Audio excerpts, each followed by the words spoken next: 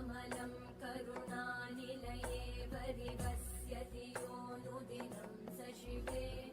मयि कमले कमलानिलये कमलानिलये स कथं न भवेत् तव पदमेव परं पदमित्यनुशीलयतो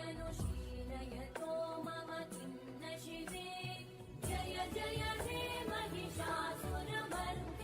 रम्यकपर्दिनि शैलसुते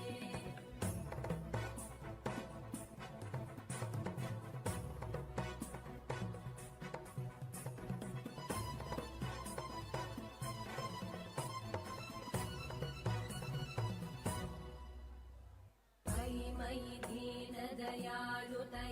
कृपयैव त्वया भवितव्यमुमे मयि जगतो जननी कृपयासि यथासि तथानुमितासि रते